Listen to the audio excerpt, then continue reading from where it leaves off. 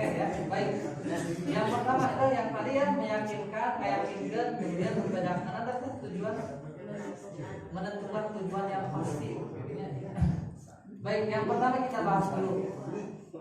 Fungsi niat itu yang pertama adalah membedakan antara satu ibadah dengan ibadah yang lainnya. Maksudnya? Membedakan antara satu ibadah dengan ibadah lainnya. Itu fungsi niat yang pertama, membedakan ibadah antara satu ibadah dengan ibadah yang lainnya. Tadi kita sholat isya, sholat sunat, ayat sholat yang mudahnya. Terus ayatnya orang muncul sholat ilmi. Itu semuanya bentuk ibadah. Tadi sholat isya, terus sholat qobliyah ba'diyah, terus ayatnya sholat ilmi. Sholat isya hukumnya Wajib. sholat qobliyah ba'diyah Sunnah. kalau ilmi Wajib. Maka ketika orang niatan tadi sholat isya, niat sholat fardu, maka itu membedakan ibadah yang kurang dilaksanakan bahwa ibadah fardu atau wajib. Atau sholat isya orang dikir hukumnya atau orang hukumnya sholat qobliyah ba'diyah sunnah. Kan orang diniatan tadi sehingga ibadah anu tadi orang sholat isya jadi sholat anu 2 rakaat setelah isya teh beda. Nu hiji masuk nu hiji mah sholat wajib, nu kadua mah sholat sunnah. Anu katilu mah urang salik di dieu. Beda deui kitu hukumna wajib walaupun ilmi. Jadi ketika orang diniatan ketika melakukan suatu amalan perbuatan, maka niat itu membedakan antara ibadah yang satu dengan ibadah yang lainnya. Contoh yang lain ini.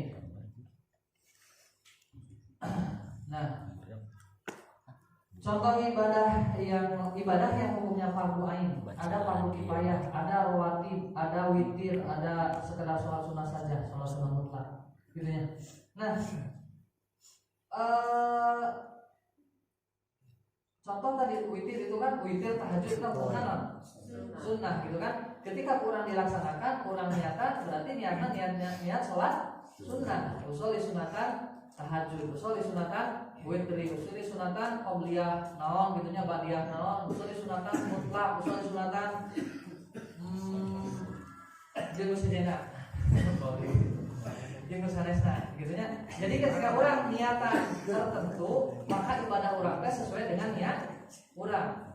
Lamun orang niatan tadi di bumi ka dieu, urang mah rek naonnya? Urang mah rek loloson we gitunya di imah carangkeul barosen gitunya. Make wae bosen gitunya. Gini juga ka pengajian. Nah, berarti kan niatnya kan terkubuh kan ya? Niatnya seolah-olah pelampiasan dari aktivitas rutinitas di rumah yang membosankan, pindah ke masjid. Maka setiap orang dia mendapatkan pahala sesuai dengan yang diniatkannya. Ada yang pengen niatnya itu pengen ningali sesapian lah, mana can update status terbaru, akhirnya aku berlobaan jelema di status misalnya kayak gitunya. Niatnya sebatas itu, maka dia akan mendapatkan nilai ibadahnya, nilai amalannya sesuai dengan yang diniatkan. Ketika niatnya benar-benar lillahi ta'ala, benar-benar mengharap keridhaan Allah, maka dia akan mendapatkan pahala yang penuh dari Allah Subhanahu wa taala. Nah, makanya orang penting haruskeun niat tadi teh gitu nya. Lamun urang kali niat can bangkong can panclek sok di ayeuna bebenar gitu nya bahwa urang kali teh semata-mata miharap keridhaan Allah, bukan semata-mata ingin kongko, ingin kumpul, ingin ngopi bareng, ngerokok bareng, ngobrol bareng gitu nya. Eta mah tambahan-tambahan yang lainnya gitu nya, fadilah-fadilah yang lain dari thalabul ilmi. Musabah wasilah thalabul ilmi, orang bisa ngopi bareng, bisa ngobrol bareng gitu nya, bisa aya kopi gratis, snack gratis dan lain sebagainya gitu nya. Dapat ilmu yang gratis dari gitu nya, alhamdulillah. Nah, eta mah fadilah-fadilahna, tapi niat mah tergantung setiap orang masing-masing. Saya kan enggak tahu bisa di sini ada 20 orang ya tuh. Setiap orang enggak tahu ini niatnya seperti apa. Apakah lurus niatnya lillahi ta'ala? Apakah ada niat-niat yang lain atau tidak? Itu hanya dirinya sendiri dengan Allah yang tahu. Gitu ya. Di sini kita cuma memberikan penyadaran ataupun materi yang mudah-mudahan bisa memberikan pencerahan bagi kita. Sehingga ketika kita melaksanakan perbuatan apapun, maka niatnya harus lurus. Gitu ya. Kurang coba ke sawah kakebon niatna naon eta? Lamun aya di pasar nya, di pasar misalnya urang rek dagang, salah niatna naon? Niat berdagang. Bisa enggak berdagang itu jadi ibadah? Bisa. Lamun kumaha? Lamun ridho, lamun ikhlas lillahi ta'ala. Bahwa orang teh niat ka pasar, niat dagang, kahiji dagang teh. Bisa teh orang kan ingin kimah madiyahnya, ingin mendapatkan nilai berupa uang materi gitu kan ya. Karena tidak dipungkiri semua orang kan butuh ya materi, butuh penghasilan dan sebagainya. Maka berangkatlah dia ke pasar dan ikhlas lillahi ta'ala menjemput karunia Allah, menjemput rezeki yang telah Allah gariskan kepadanya. Dengan ikhlas lillahi ta'ala, ketika dia berangkat bismillah, ketika di perjalanan dia tidak lupa kepada Allah, ingat kepada Allah. Ketika dia berdagang, dia menerapkan aturan dagang sesuai syariat Islam. Maka kegiatan dagangnya itu akan berbuah berkah, mendapatkan pahala di sisi Allah Subhanahu wa taala. Nah, jadi penting ya fungsi niat itu untuk membedakan antara ibadah yang satu dengan ibadah yang lainnya. Baik, ini baru yang pertama. Masih lamanya aduh. Kalah. Anu kedua. Lawan coba kedua. Sini ya. Sebenarnya benar harus anu kantos nikahnya. Baheula bahasa nikah aya nikah eta teh nikah.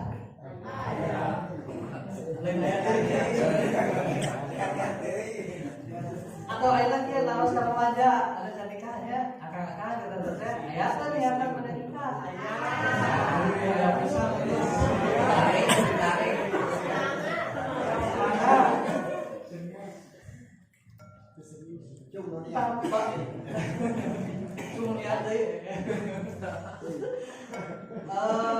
Coba anotasinya ya.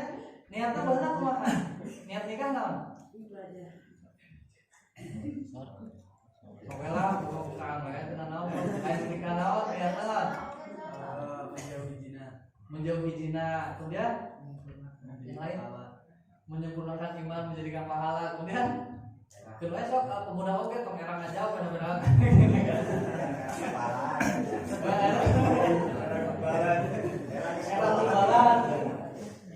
Era kubalan, era posali, era tetangga itu.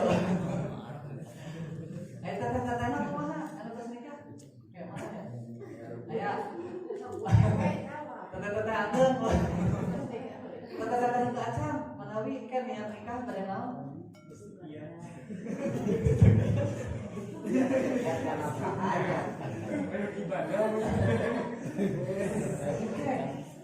Jadi rek nikah we kan kudu bener niatnya, kudu lurus niatna. Lamun niatna teu lurus, teu bener, maka urang nikah nanti mendapatkan pahala sesuai yang diniatkan.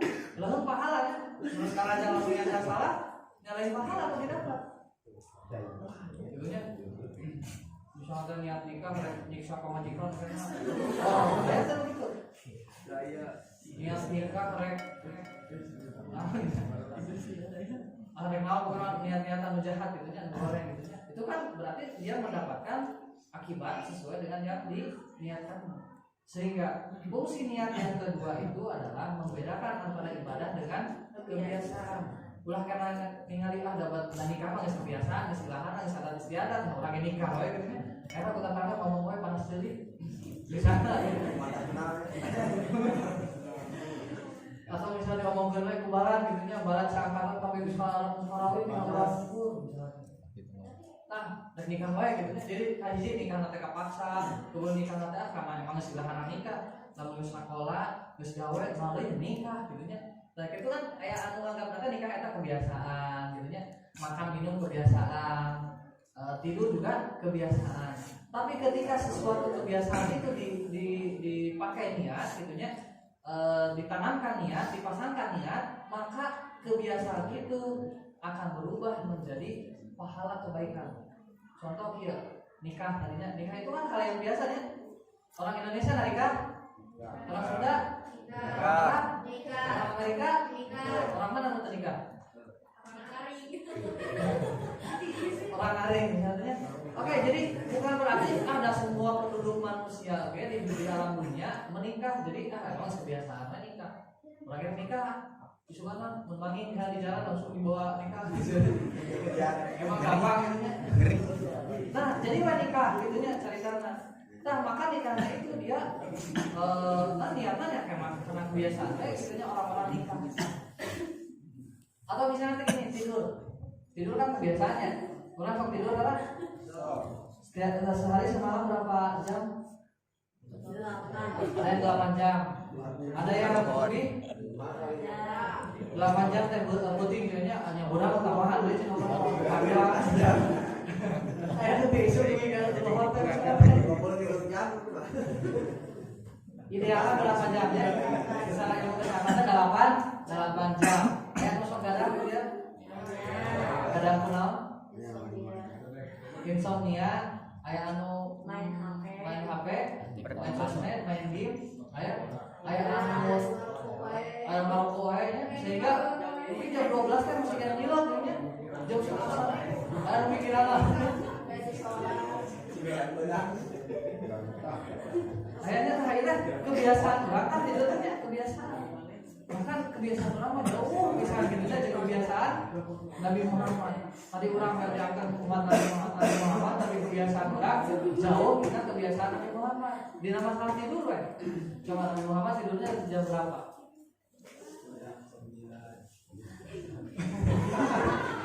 Apa di mana kan? Nabi Muhammad tidurnya maksudnya awal atau larut malam? Awal setelah sholat isya kalau tidak ada lagi urusan Nabi Muhammad itu langsung tidur. Makanya kajian di tengah malam itu setelah isya itu gitunya harusnya sih dihindari gitu. Namun orang yang ngetok Rasulullah beres sholat isya tidak ada lagi urusan umat misalnya dan lain sebagainya langsung tidur.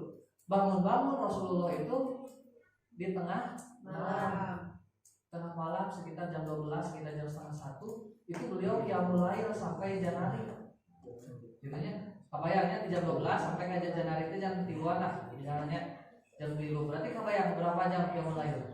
3 jam. Makanya dalam suatu hadis Rasulullah itu ketika qiyamul lail kakinya bengkak karena bayangkan tuh rukun alami, sujud alami, baca surat oke sabar aja sekali salah rakaat teh. Urang mah kalau dibaca surat Al-Fajr oke bingung aduh suka mulai dari Imam Beli. Itu kan ya.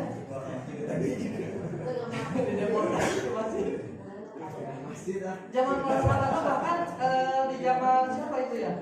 Sahabat khalifah siapa gitu lupa lagi lah. Ada seorang jadi imam gitunya kemudian dibaca seperempat Al-Qur'an dalam salatnya itu. Ruku'ul Qur'an seperempat Qur'an. Bayangkan seperempat Qur'an berarti 11 juz. 30 bagi apa saudara? 7 juz setengah teh 1 juz nanti sampai 10 halaman. 7 juz setengah 10 kali 7,5 jadi 75 halaman. 75 lembar ya 70 lembarnya 75 lembar. Bayangkan kita ngaji 75 lembar berapa jam berapa menit? Pernah nggak sekali ngaji 75 lembar? Tuh saya juga aja jalan orang target paling sehari sekali ngawas berapa? Kaca 2 kaca minimal seharian alif lam mim gitu ya. Nah orang jauh pisannya terus arek ngawas gitu ya teu maca Quran asa jauh pisan di kana ada. Oke tapi misalnya di gitu wah pokoknya mah hoream we gitu nya cik atuh amal-amal sama teh gitu nya kadang segala rupa gitu parungan apa di parung bisa di rumah ganggu cik gitu ya. Tapi subhanallah kan salah itu kan karena keimanan yang kuat, niat anu kuat gitunya ingin membela agama Allah, ingin berjuang bersama Rasulullah, akhirnya berangkat sok sangajan ke dalam kondisi sok sangajan baru orang pertama, sok sangajan pengantin baru orang mah pengantin bari oge anget ya, doa di saya jangan duaan gitu. Bagaimana guru ini? Kalau ini imamah kan ieu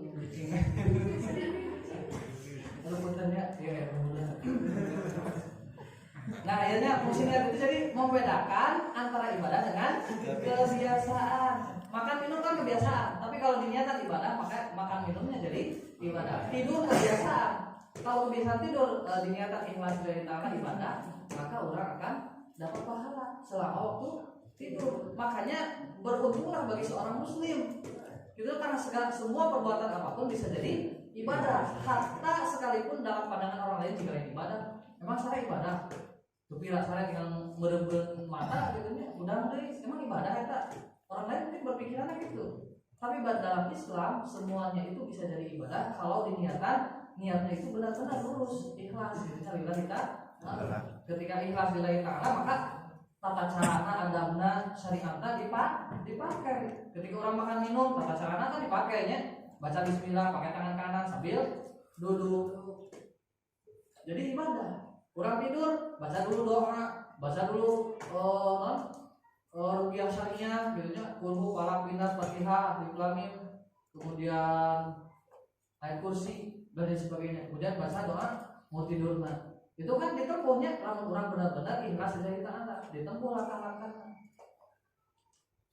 Nah, gitu ya. Ini fungsi niat. Jadi contohnya seperti tadi puasa, yang meninggalkan makan minum kepada lainnya. Namun terkadang seseorang meninggalkan makan minum karena kebiasaan tanpa ada niat mendekatkan diri kepada Allah. Terkadang pula maksudnya adalah ibadah. Nah, seperti orang yang menahan diri dari makan minum itu kan ada yang sudah biasa, ada yang niatnya itu kan puasa, tapi niatnya itu untuk diet. Kan gitu. Laki osok itu tak.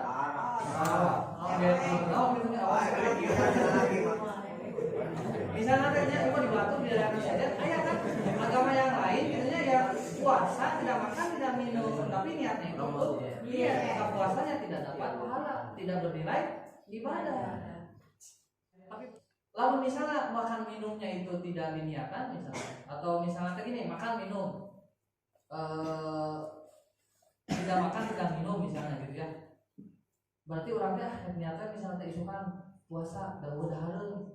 Nah, maka niat puasa harita niatan puasa sunnah gitu ya. Contoh seperti Nabi itu kan ketika subuh, ini sedikit cerita saja. Nabi Muhammad ketika subuh itu kan biasa sholat subuh ke masjid, kemudian di banyak para sahabatnya. Setelah sholat subuh Nabi berbalik ke belakang menanyakan para sahabat, asyhadul fulan, asyhadul fulan, asyhadul fulan. Di mana si fulan, di mana si fulan, di mana si fulan, kenapa tidak datang sholat berjamaah? Gitu ya. Nabi teh ketika sholat subuh teh inspeksi mendadak, itu ditanya kemana sih ya, kemana sih ya, kemana sih. Lalu orang diterapkan gitu, ramai juga nanya. Ayo umal gitu imam tengahnya gitu nya loba nu hadirna. Komo sholat subuh. Nah, kemudian setelah sholat subuh kemudian Nabi Muhammad dikir sampai kan menjelang syuruk fajar Isra gitu nya, sholat sunat Isra sampai ke sholat sunat Isra. Setelah itu Nabi keluar. Kemudian mendatangi istri-istrinya. Kan istri-istri Nabi itu ada di beberapa tempat ya, di beberapa rumah. Istri Nabi kan lebih dari 4 ya. Berapa? Sampai ini? 12. Kayak menyebutkan 12. Yang menyebutkan 9 gitu ya. Intinya lebih dari 4. Itu istri Nabi dan itu kekhususan untuk Nabi ya, boleh untuk Nabi. Tapi untuk umatnya tidak boleh. Ada orang yang nonton Nabi tadi oke sekalahan kudu mengikuti jejak langkah Nabi Muhammad. Nabi Muhammad di sini salapan, miluan salapan. Saya kan kita nih panggilan haramnya bagi umat nama mengikutinya. Umat nama dibatasi maksimal 4. Gitu ya. Maksimal itu teh, namun teu bisa 4 hiji. Teh ulah ngalaus iku. Hiji can beres yo, hayang nambah deui. Sugan bae cenah ieu aya duaan mah akur dan sebagainya.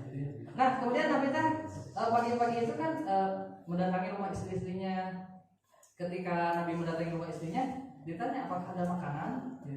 Ternyata cek istri Nabi teh karena pernah gitunya tidak ada makanan sedikit pun, tidak ada sepotong roti pun, gandum, kurma dan lain sebagainya tidak ada. Makanya Nabi waktu itu langsung kalau begitu aku niat puasa aja.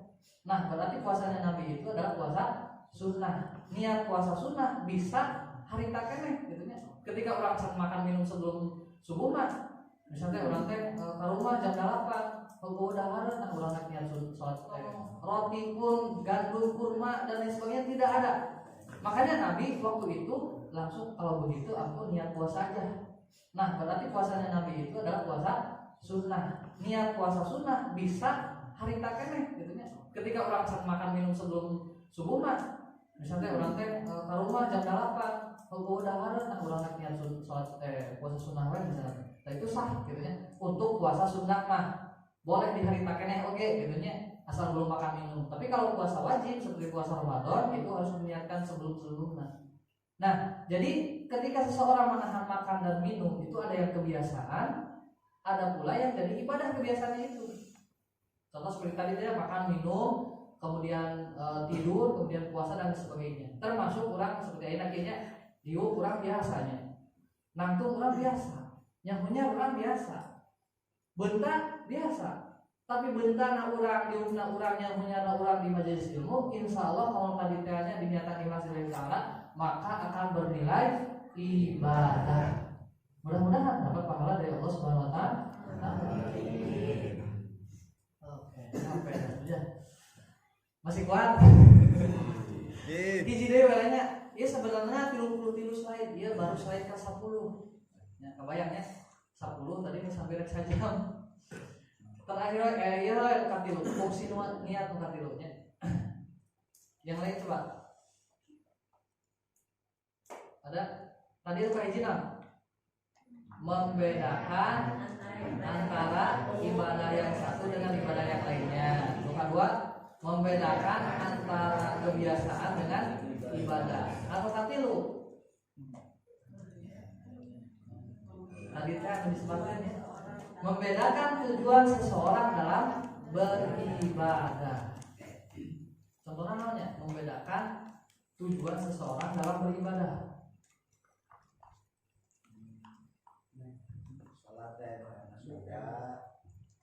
Ya salat kan aya surga aya nu sieun kana neraka ngalaksanakeun contohnya aya nu nyinari ridho Allah aya mungkin barangkali ini akhi-akhi akang-akang yang ganteng atau katulungan aya nu kewajiban salat membedakan tujuan seseorang dalam ibadah. Nabi paling dia biasa bersuara ya tercapai. Baik, kita lihat saja ya di slide, bisa dibaca. Nah, dalam ibadah Nabi paling dia biasa bersuara ya tercapai. Baik, kita lihat saja ya di slide, bisa dibaca. Nah, jadi apakah seorang itu beribadah karena mengharap wajah Allah, mardotillah, ridho Allah, ataukah ia beribadah karena selain Allah, seperti mengharap pujian ataupun ingin disanjung, dipuji, dipuja dan lain sebagainya. Aya kan ya anu niatna seorang ibadah seperti tadi teh anu niat salat teh memang benar-benar niat ikhlas dari Ta'ala. Mau bikin kewajiban di Allah, hayang harap keridhaan Allah, tapi ya oke anu salat teh era ubatur. Sepeda dijujurung ku mitoha. Sepeda ingin mendapatkan pujian orang yang soleh, orang yang alim. Kayak tuh gitu. Orang mungkin pernahnya dulu gitunya, mungkin sebelum tahu gitunya, pernah bahwa untuk melakukan suatu kegiatan tertentu orangnya yang dipuji orang batu, yang dipuji pinter, yang dipuji bagus, yang dipuji soleh, jadi orang teh kamas jiwa orang poe gitunya. Bahkan orang mah pengrajin-rajinnya saking ku hayang dipuji aku batu gitunya jam 10 mesti ada mohon gitu. Betul ya misalnya kayak gitunya. Saking ku hayang dipuji nah ya misalnya gitu ya. Ieu misalnya contoh mana gitu mah urangnya. Contoh misalnya gitunya sampai kalau ada orang mah alus adana jadi orang mereka ada jam 10 ada, jam 12 ada, jam 3 ada, jam 6 ada, jam 7 ada. Gitu sih. Pokoknya mereka sabar kali ada pengakuan. Jadi niat adana, saya misalnya gitu ya, niat adana teh untuk ingin mendapatkan pujian dari orang lain supaya orang lainnya nanti ketika mendengar suara adan, masya Allah siapa itu suara ahli siapa, aku yang penting juga eta boga saragi misalnya gitu ya, hanya mendapatkan pujian seorang perempuan misalnya, atau seorang akhwat, bener ya, ukti misalnya begini, saya buat apa ya, buat status postingan. Misalnya saya sedang sholat gitunya diposting di status sosial media tapi aya ngeretot dina hatena gerentas hayang aya nu momen masya Allah ukti aduh tos kamu cantik teh menilai si sholat gitunya. Jadi kadang kayak tujuan agar terus hayang kayak batur atau momen atau ngalai subscribe subscribe ya ataupun hayang kayak tujuan tersendiri kan sehingga niatan untuk dipuji oleh orang begitu ya. Contoh lain misalnya urang dagang kalau belum ilmi punten jadinya misalnya ayat atau niat teh karena misalnya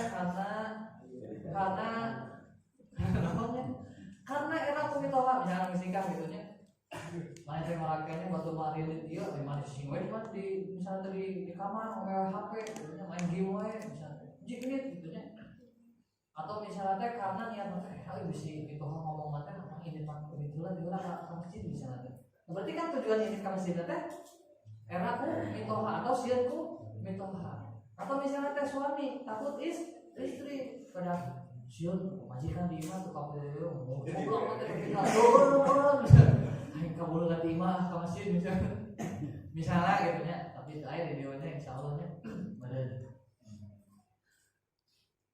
Nah itu jadi fungsi niat yang ketiga itu membedakan tujuan seseorang dalam beribadah. Makanya harus luruskan niat benar-benar. Nek sholat, rek ibadah, rek sholat sunat, rek tadarus, rek daurah remaja, rek ngaji setelah maghrib, rek nafkahan pamajikan, rek ngajar budak, rek dagang, rek tani, rek kamana wae niatan ibadah ikhlas lillah kita. Sebab semuanya itu akan bernilai pahala di sisi Allah. Ketika perbuatan orang anu tadi disebutkan gitu pun tadi niatan, maka orang menang capai wae ukur pahala naman teu ibadahna teu meunang. Tapi itu matanya penting niat sosananya jika sepele padahal dina hate gitu nya tapi menentukan kali itu teh. Gitu nya. Kan di zaman Nabi juga ada orang yang hijrah. Orang yang hijrah itu ada yang niatannya itu benar-benar hijrah karena Allah, ada yang niatannya itu hijrah dari Mekah ke Madinah itu pengen menikahi gadis Madinah.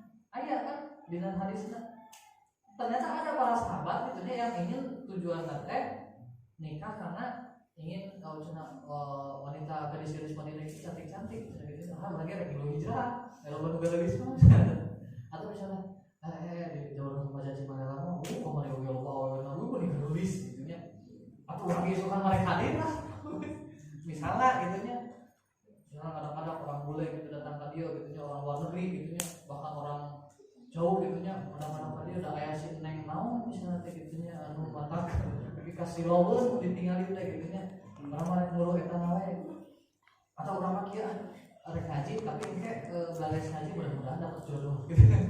Ayo tuh gitu. Ya mah begitu nya di mana gitu mah nyari kakak di. Di planet Mars ataunya planet Mars itu. Kita jadi kakak gitu. Atau misalnya orang mereka duluan ngaji kayak orang remaja mereka nyangan senang halus. Mau senang butut balik keluar senang halus bisa lah gitu. Ayo tuh minta gitu. Coba. Ini dibatur ya, banyak dibatur ya. Gerak dulunya, dicek gitu. Insyaallah enggak ada diulang-ulangnya. Mudah-mudahan ya. Fungsinya yang ketiga itu adalah membedakan tujuan seseorang dalam beribadah. Menurut Imam Ibnu Taimiyah, Ibnu Taimiyah berkata, sok baca. Ya, coba cek seueuhan. Coba biasa kita kuning pembahasannya dia akhwat. Wa ma la yaqulu lahu la yanfa'u wa la yadum. Wah, masyaallah. Ajib. Nah, eta nya. Kuat kamu lohok ya gini ada coba akhir-akhir deh. Jadi artinya segala sesuatu yang tidak didasari ikhlas karena Allah pasti tidak bermanfaat dan tidak akan kekal. Lamun nuntun niatan ikhlas sudah kita moal manfaat, moal oge kekal. Moal manfaat moal kekal itu kan jadi capek nawe menang gitu nya tapi manfaatna kekalna komo gitu nya tina manfaat. Contoh kieu lamun sabalikna lamun ikhlas berarti pasti manfaat pasti kekal. Contoh kita ambil para alim ulama. Tahu Imam Malik mazhab Imam Maliki. Tahu? Ini kan pendiri mazhab Imam Maliki itu kan mengikuti ittiba kepada Imam Malik. Imam Malik itu mengarang sebuah kitab yang sangat tebal, isinya itu lebih dari puluhan ribu hadis, yaitu kitabnya Al-Muwatta. Beliau mengarang kitab Al-Muwatta itu penuh dengan keikhlasan, semata-mata hanya mengharap ridha Allah, bukan semata-mata mendapatkan pujian dari orang lain atau reward dari pemerintah, dari penguasa, dari sebagainya. Tidak ada niatan seperti itu, semata-mata lillahi ta'ala. Akhirnya kumaha? Kitab Al-Muwatta iya sampai ke ayeuna dikaji ku para alim ulama, ku para ustaz-ustaz. Coba bayangkan Imam Malik hidup di zaman khilafah seorang kan berapa tahun? Ayeuna 100-an tahun. Karyana masih dipelajari. Maka yang bermanfaatnya kekal. Nya Imam Malik dapat pahala jariah dari sebanyak orang yang mempelajari mengkaji kitab Al-Muwatta. Bahkan orang yang mengikuti mazhab Imam Malik. Orang pernah baca ke? Atau orang pernah sebanyak orang yang mempelajari mengkaji kitab Al-Muwatta. Bahkan orang yang mengikuti mazhab Imam Malik. Orang pernah baca ke? Atau orang pernah dengar sekarang bahwa Imam Malik itu punya kitab ini Al-Muwatta. Imam Syafi'i wela orang mazhabnya ya. Imam Syafi'i tahu karya Imam Syafi'i kitabnya? Pernah membacanya? Kitab non? Kitab non?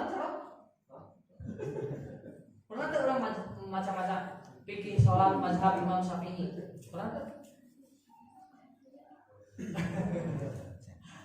Imam Syafi'i mengarang kitab Al-Um. Tahu Al-Um ya? Al-Um itu karya Imam Syafi'i. Gitu ya. Itu Al-Um itu ya sama tebal-tebal gitu ya. Itu kitab-kitabnya karya Imam Syafi'i yang memuat tentang hadis, kemudian fikih dan lain sebagainya. Sampai ke orang ayeuna tata cara sholat itu kan dari mazhab Imam Syafi'i, gitu ya. Dari hasil Imam Syafi'i menelaah Al-Quran, hadis, qaul para ulama dan lain sebagainya, sirah dan lain sebagainya. Dibukukanlah dalam kitab Al-Um, dipelajarilah para alim ulama, dijelaskan ke para mustamid sampai ke akhirnya orang paham. Oh ternyata fikih sholatnya kieu. Oh geuning sholatnya kudu aya niat heula. Lamun teu niat geus salah. Nah, gitu kan ya. Itu kan hasil karya para alim ulama dengan penuh keikhlasan, dengan penuh ketawaduan sampai ke akhirnya teh ieu ilmu teh kekal sampai ke ayeuna. Oke, break dulu ya. Ya, capek.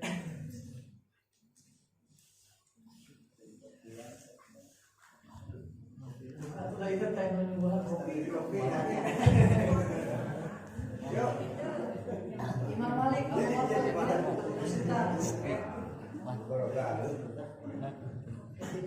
ada cangkelan bahasanya. Explain-nya. Oke, cek konsentrasi, cek masih dulu atau sebenarnya masih mulai atau tidaknya ya. Bisa perhatikan konsentrasi ya, ice breaking diucapkan dan diperagakan ya, diikuti ya. Tangan kelapa, tahu kelapa kan? Kelapa itu di mana? Oke. Kelapa diparut, kepala digaruk. Bisa? Oke, 1, 2, 3.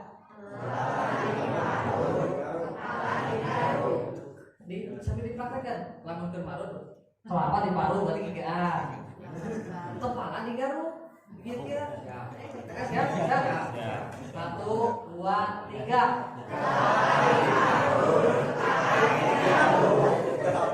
Kalau tadi saya kepala diparut. Coba konsentrasi. Kelapa ya yang diparut itu kelapa. Kelapa diparut, kepala digaruk. 1, 2, 3. Kelapa diparut, kepala digaruk. Oke, sekarang diucapkan 3 kali dengan tempo yang cepat. 1, 2, 3. Kelapa diparut, kepala digaruk. Kepala diparut itu teman-teman. Kepala diparut. Oke, tes konsentrasi ya. Baik, kita lanjutkan. Ini tentang Imam Malik ya. Kemudian ada tentang keikhlasan siapa ini? Imam Nawawi. Ya, Imam Nawawi tahu Imam Nawawi Syarah Sahih Muslim itu Imam Nawawi kan ya. Bahkan orang mengambil mazhab Syafi'i karena Imam Nawawi Asy-Syafi'i gitu kan. Ulama besar tapi dia juga bertaklid gitunya kepada Imam Syafi'i. Tawadu gitunya tengah rasa orang hafal seberapa ribu hadis, hafal Quran, hafiz dan lain sebagainya tapi tetap gitunya ittiba ka Imam Syafi'i. Udah nih. Tapi harus itu tadi. Saya nggak pakai web itu turun.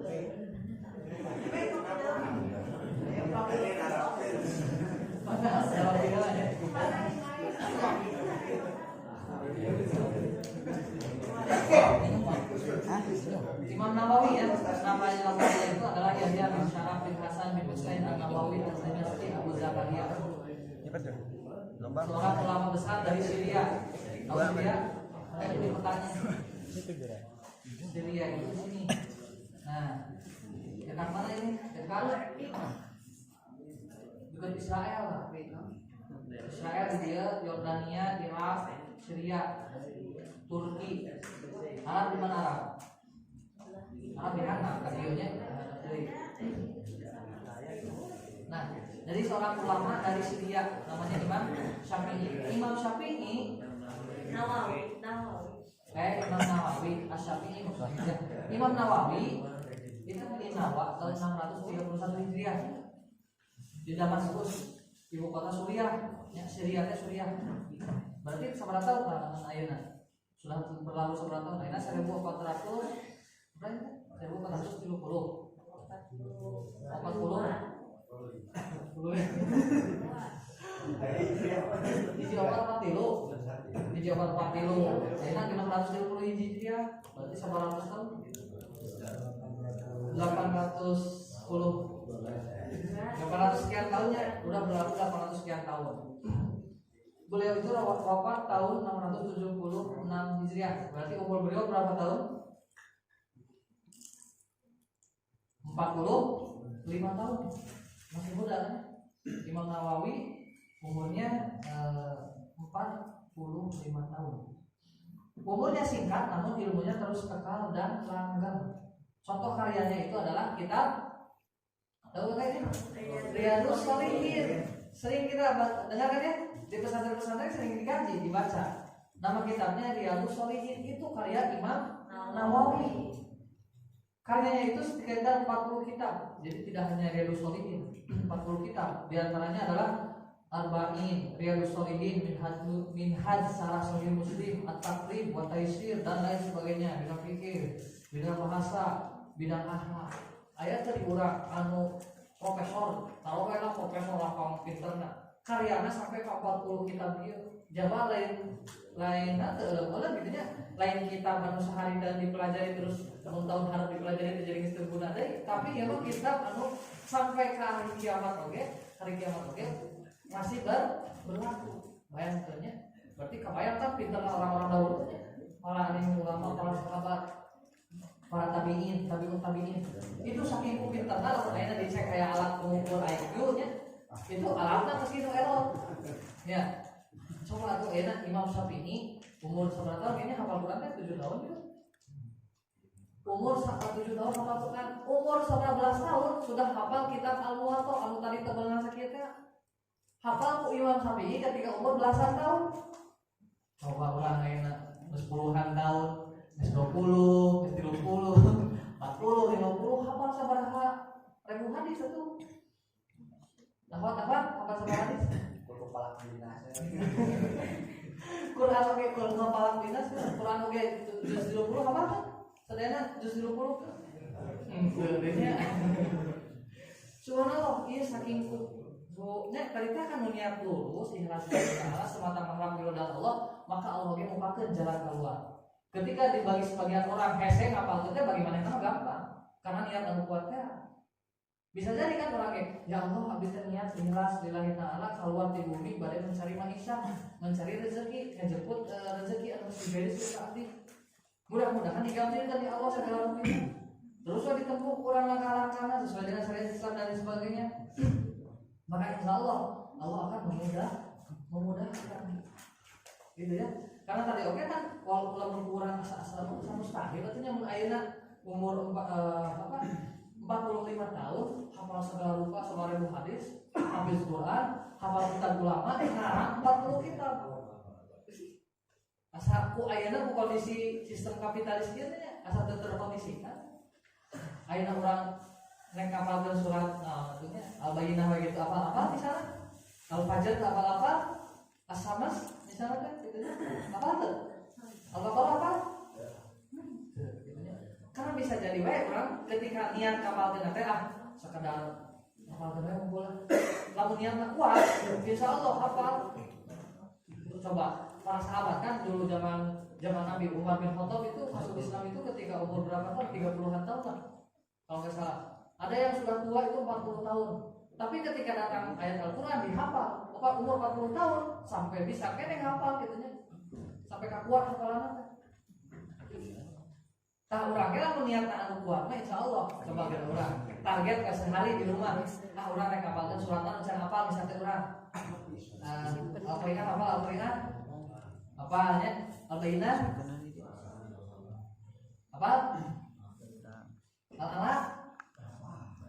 Kalau misalnya Al-Alaq apa itu berbikala di kolaknya. Tah urang target coba. Sehari misalnya urang rek hafalkeun pokoknya target hafal surat Al-Alaq. Lamun sehari hafal berarti bagus. Terus sehari terus urang tambah 2 hari 3 hari seminggu hafalan teh. Alhamdulillah gitu kan. Aya oge anu saminggu teu hafal, 2 minggu teu hafal keneh. 4 minggu, 5 minggu misalnya 4 minggu misalnya sabulan salah hafal. Aya kan kali lamun misalnya terus-terusan urang niat anu kuat, tekad anu kuat, urang bisa maca Quran teh. Tapi urang keukeut, tekad mah kuat, niat mah kitu nya hayang benar-benar bisa. Diajar itu konsisten istiqomah maka ku Allah diberikan kemudahan. Paham tentang itu. Nah, kata Bapak gitu nya kalau dia terikut dan sebagainya sebenarnya kumaha? Jujur aja dengan naon.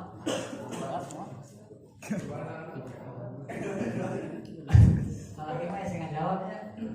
Disebut resep dah resep ninggalin teu eta tanya. Soal berarti kadang di jalan gitu ninggalin dina motor dan begitu gitu nya. Astagfirullahaladzim, beri di rumah.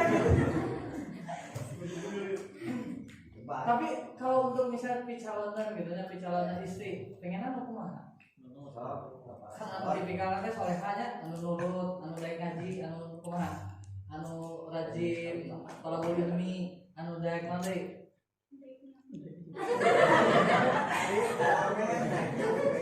Anu daek nyamuk gero, itu mah ada sudah pokoknya. Tapi memang nanti kalau udah rumah tangga kadang beda-beda tipikalnya. Ayah anu memang basicnya teh backgroundnya teh terus beberes. Jadi ketika disuruh ku suamina nanti beberes ditanya nyamu sekali nyanyamu orang gengek atau kumaha gitu ya sesapu dan sebagainya. Ayah begitu tak makan apa? Ini gimana di rumahnya punten saya sendiri cuma di jadi ya apa? Ilmu dasar, kita makan ilmu dasar kudu harus dikuasai. Lalaki oke termasuknya kudu bisanya. Tong kira-kira ame eta mah ngopel ngopel awewe. Aing masuk di kudu ngopel misalnya teh. Derajat turun atau misalnya. Jadi kudu bisa ngopel, bisa nyese gegero, nyamu, masak gak bisa gitu nya kudu bisa. Gaya kan lobari teu bisa masak, tinggal ke Google. Terus ibu ini pernah diajar masak nasi goreng hayang enak gitu nya sampai kan ngarema setelah muncang hari itu pas diasahnya kene-kene we gitu teu juga spesial. Tapi beda mungkinnya ulekan dari seorang perempuan pasti beda gitu dengan penuh perasaan kan mulut oge kayak urang mah kan hetere hancur. Oke, kembali ke laptop. Ini contoh karya Imam Nawawi tentang keikhlasan niat yang lurus semata-mata mengharap keridhaan Allah. Individu lah di rumah kan, gitunya. Enak ke rumah, gitunya. Sekarang kan maju ke sare, gitunya. Wayang tanihan kan sare itu jadi ibadah. Baca doana, baca kubu palapina dan lain sebagainya sunah-sunahnya. Maka dapat ibadah. Coba sare kita kan jam 12 sare, mudah-mudahan jam 4. Berapa jam? 5 jam. Maka 5 jam itu jadi ibadah. Allah. Sehingga dalam suatu hadis dikatakan innamal a'malu binniyat wa innamal likulli imri'in ma nawa. Sesungguhnya setiap amal perbuatan itu tergantung niat dan seseorang akan mendapatkan sesuai dengan apa yang diniatkannya. Sampai sini paham? Lanjut. Lalu bagaimana jika salah niat? Akan kita bahas pada episode yang akan datang. Sudah jam 10. Jadi tidak capeknya ini ngobrol apa? Sakit apa itu anak biasakan juga mudah-mudahan dan tazkirah pengingat oke bahan muhasabah atau refleksi kamu diri urang sadayana khususnya kasih kuningnya sebagai pemateri pengingat umumnya kasadayana anu hadir oke kasadayana anu kajang aku pengarang suara ieu mudah-mudahan hiburan manfaat ilmu barokah biasa diamalkan urang sadayana oge biasa didakwakeun ka sanesna. Sakit anu biasa sarugikeun hapunten dina anu samudaya kalpatana billahi fi sabilillah. Assalamualaikum warahmatullahi wabarakatuh. Alhamdulillahnya pesakit gamblang jelasna Ustaz Burhanuddin menjelaskan ke orang memaparkan ke orang tentang pentingnya niat anu leres. Kasentuh teh ada langsungna. Kasentuh ya. Kayak ternyata gini amal-amal anu tos dikerjakeun ku urang kabungkar-bungkar gini teh niatna lepat. Aya rasa ria dengan aya rasa yang disanjung ku anu sanes aya teh pasti aya nya. Nah makanya kasentuh ya. Mudah-mudahan kapayuna segala amal perbuatan anu urang dilaksanakeun eta teh niatna lillahi ta'ala. Mudah-mudahan kan tadi dudukna urang aya di dieu pami niatna ikhlas insyaallah jangan pahala. Bahkan tos niatna leres lillahi ta'ala di dieu aya sakalebat was-was setan ya. Ngalamut sakedik eta teh insyaallah janten ibadah dina ngalamutna ge paminiatna tos laras-laras. Komo deui anu mantang anu fokus ieu nyimak kajianna. Urang ikhlas lah sakedap nya supados teu hilap. Niat secara bahasa itu nama tadi. Qasdu ya maksud dan keinginan hati. Tapi secara istilah nama tadi kan? Sebatas istilah. Aduh. Nama ini. Jujur kayaknya bisa gitu.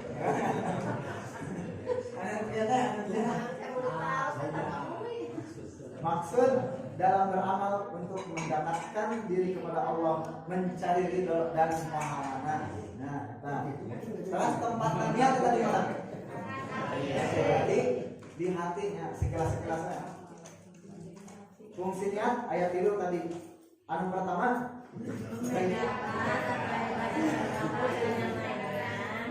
anu kedua, kebiasaan. Anu katiluna, membedakan tujuan seorang dalam apakah niat karena Allah tetapi karena hal yang lain. Wah, jangan pada para pemuda. Nah, kumaha niat urang misalnya dada ibu-ibu tas laras dacan urang niat teh mau kerudung misalnya mau jilbab nutup aurat. Apakah emang ditaruh teh emang abdi teh nunjukkan tirisan dan teh mau jilbab nya ada sampai kumaha.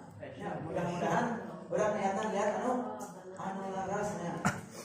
Terus kalau bapak-bapak ka misalnya anu peci ya niatnya kumaha? Nutup anu pita kan.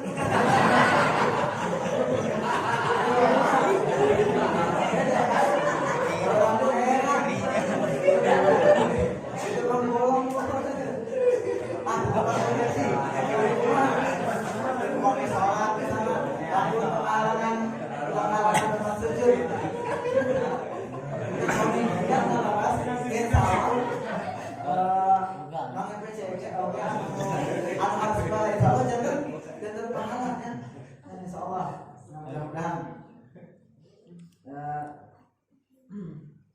Orang terserah.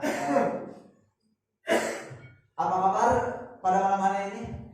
Alhamdulillah luar biasa. Tetap semangat Allah.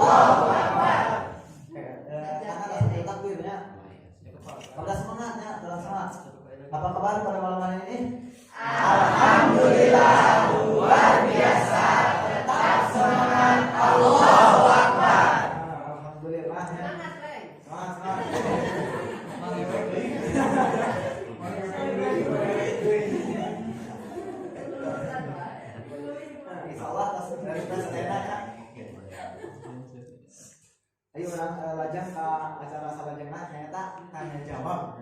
Mangga pilih aya nu masih ngaganjal nah teh urang sadayana cenah. Ya udah biasa paham gitu. Tapi kumaha misalnya udah aya pengalaman kapungkur anu perkawis niat anu leres. Mangga teteh-teteh ibu-ibu bapak-bapak mangga diteruskan.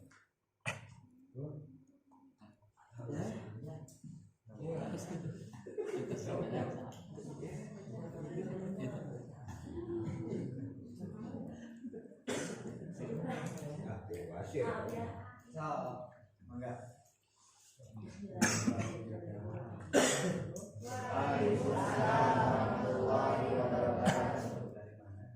Upami badhe niat modongan aya dina hate urang badhe niat umumnya teh atanapi subuhna teh teu diucapkeun eta teh di pasihan pahala kalau pahala puasa Ramadan atanapi puasa sunnah biasa dari bulan iya dari bulan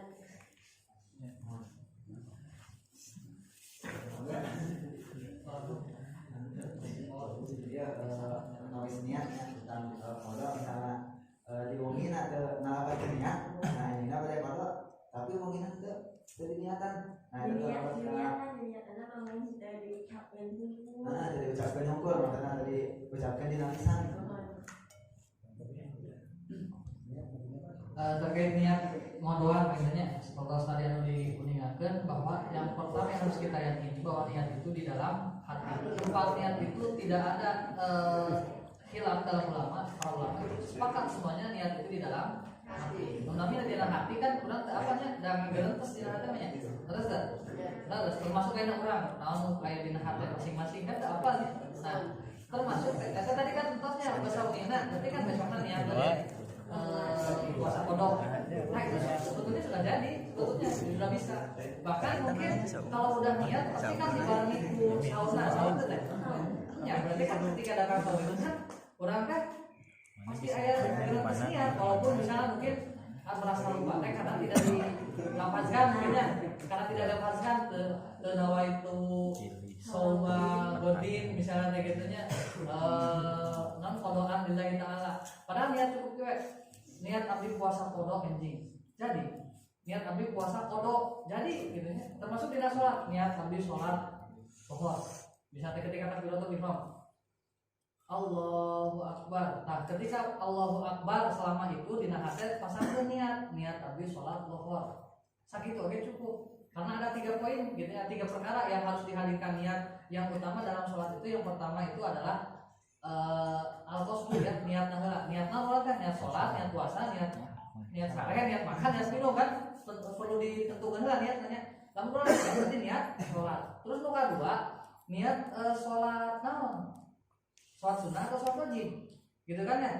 Sholat witir atau sholat tahajud? Sholat rawatib atau sholat mutlak? Sholat qada atau sholat ada? Gitu kan harus ditentukan lah. Lalu kalau niat sholat wajib berarti tentukan dina hate kayakin ke sholat wajib misalnya. Terus nu katilu teh tentukan jenis waktuna. Urang sholat teh sholat wajib teh sholat wajibna lohor, asar, maghrib, isya atau subuh. Sehingga lamun ditilu dikumpulkan tilu niat sholat jenis sholat di waktu sholat sehingga lamun diarabkeun usolli fardhu duhri sakitu ge cukup dina hate teh. Allahu Akbar tapi ulah dibacanya ulah disebutkan usolli apa ketika sholat mah ada batal dan dina hati Allahu Akbar usolli ulah Allah usolli fardhu duhri tah sakitu teh tos kalebet niat termasuk tadi ketika urang bade ngodoa saum niat teh aya dilapaskeun misalnya atau saya geus niat ketika malam harina besokna urang teh saum kodok maka ketika urang ngalaksanakeun makan sahurna dan puasana maka itu sudah termasuk niat insyaallah sah gitu ya puasa kodokna. Termasuk juga gini ya jadi ada rada ngalebar seperti dina patarosan termasuk ketika wudu urang sok niat tempat niat dina naon dina hate pas waktu naon pas waktu cuci tangan umur hidung atau rarai kenapa rarai Nah itu tina pas leungit we teh kitu nya. Ayo rukun udah sudah hiji. Genap hiji, dua, tiga, kedua tangan ya sampai siku, 4, mengusap kepala, 5, membasuh kedua kaki sampai mata kaki, genap. Eta rukun anu wajib dilaksanakan ketika setiap wudu. Bila mana salah satu rukun eta terlewat, maka teu sah wuduna. Misalnya teh wudu tapi teu niat, maka terjadi teu sah wuduna. Atau wudu tapi teu tertib. Suku heula, terus ka dieu, terus ka dieu, terus ka dieu, ngawurah bae saurang nu bisa. Maka teu sah. Atau baca niat, tapi baca niatna teh ketika basuh tangan. Itu juga sama tidak sah. Yang akan mengesahkan itu yang pertama tentunya kan membasuh niatnya, kemudian membasuh muka. Muka ini adalah pertama anggota badan yang harus dibasuh yang wajib, sehingga tempat niat itu ketika pertama kali membasuh muka. Maka hadirkan niat abdi wudu saja cukup. Namun hayang dibaca misalnya ketika orang basuhan pertama teh nawaitul wudu'a li rabbil hadasil asghari fadlillahi ta'ala dan sebagainya. Nah itu sudah sampai niat, gitu ya. Lalu misalnya orang tadi itu pakai nawaitul wudu'an, tapi orang niat abdi wudu, yang wudu tadi teh, maka sah, gitu ya. Masalah dilapaskan atau untuk nama, ada perbedaan para ulama, oke, ada yang dilapaskan, gitu ya. Kayak anu itu dilapaskan. Tapi semua ulama sepakat bahwa niat di dalam hati. Contoh saja mandi itu kan, lalu diniatan beda-beda. Ayah mandi biasa, ayah mandi. Nah, nikah mah hadis. Mandi lah. Mandi basah. Mandi junubnya. Lalu orang niatan mandi junub, maka orang posisinya mandi junub. Tapi lalu orang mandi biasa. Gitu ya, diniatan mandi junubnya, mandi biasa jadinya. Atau gini sih, misal suaminya akhirnya orang teh, misalnya suami istri ya, hubungan dan sebagainya kan udah junub. Ternyata pas mandi nanti niat. Kan kudu nanti mandi junubnya niatnya lah, nah, biasa mandi gitunya, misalnya we gitunya mandi tehnya. Maka mandi na eta henteu ngahilangkeun hadas besar eta, henteu ngahilangkeun kondisi junub eta, berarti kondisi urang salila geus mandi oge anggar we junub keneh. Terus rak urang teh salat, maka salatna jadi haram. Rak urang teh maca Quran, pegang Quran, maka pegang Quran maca Quranna jadi haram. Maka penting niat kadangnya kadang sepele tapi pengaruh gitu ya ke depan apa. Karena ketika orang misalnya mandi junub kan rukunnya duanya, yang pertama niat, yang kedua mengalirkan air ke seluruh tubuh. Jadi ketika orang mengalirkan air ke seluruh tubuh itu tanamkan niat abdi mandi junub atau menghafal doa anak nawaitul ghusla li rabbil hadasil akbari fardhu lillahi ta'ala. Apalagi ayatnya ya mudah apa. Intinya pemudi oke.